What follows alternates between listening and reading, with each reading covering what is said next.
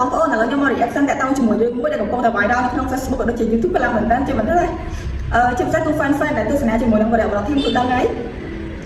ចារឿងសម្បត្តិអត់ដែរនៅក្នុងភាគទី23គឺល្អមើលខ្លាំងមែនតើអញ្ចឹងអ្នកទាំងអស់គ្នាកំពុងតែចង់ដឹងថាភាគទី24នឹងទៅជាយ៉ាងណាថាអត់ចាតោះឥឡូវមក reaction ជាមួយខ្ញុំទាំងអស់គ្នាចឹងទៅសម្រាប់ភាគទី24ខ្ញុំគិតថាម្នាក់កំពុងតែគិតថាអ្នកណាដែលជាឃាតករដូចជាអ្នកណាដែលជាដើមហេតុធ្វើឲ្យប៉ែរបស់សូយ៉ាស្លាប់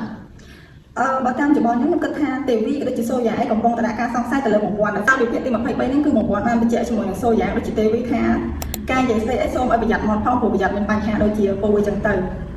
ពេលដែលគាត់និយាយឲ្យគាត់ក៏បានដើរជិះទៅចឹងណាអ្នកគ្នាធ្វើម្នាក់កំពុងតែដាក់ការសង្ស័យខ្លាំងមែនតើហើយអ្នកគ្នានិយាយឈប់នេះវិញគឺខ្ញុំគិតថានីតាកំពុងតែដឹងការពិតហើយឬក៏យ៉ាងណាអ្នកគ្នាសំណួរនេះគឺអ្នកគ្នាអាចតាមដានទាំងអស់គ្នាពីព្រោះពេលហ្នឹងគឺបងតារាបានឲ្យនីតានឹងយកទូរស័ព្ទគាត់ចេញ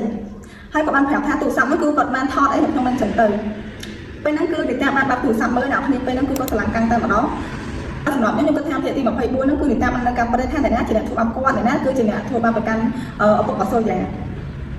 ចឹងអ្នកនរគ្នាកុំភ្លេចទស្សនាទាំងអស់គ្នាខ្ញុំដឹងគឺគាត់ថាល្អខ្លាំងមែនតើអ្នកនរគ្នាប៉ុន្តែខ្ញុំខ្លាចការបរិបទធីមគាត់អូបឡាយលក្ខណៈថាគាត់ចាក់អញ្ចឹងភាគទី24ណាចាំបាក់ចាក់អញ្ចឹងទៅយើងកុំភ្លេចទៅខមមិនទាំងអស់គ្នានៅក្នុងវីដេអូបរិបទធីមហើយខ្ញុំសរសើរមែនតើសម្រាប់ fan មួយចំនួនគឺគាត់ខមមិនហើយដាក់ sticker ល្អមែនតើពាក់ព័ន្ធជាមួយទូអស់មួយគាត់អ្នកនរគ្នាដោយសារមួយគាត់គឺគាត់សម្ដែងទៅអីក៏សមដែរអ្នកនរគ្នានិយាយទៅខ្ញុំសូមសរសើរហ្មងណា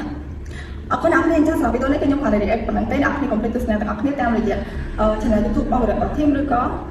Facebook របស់វីដេអូបរិបទធីមអរគុណ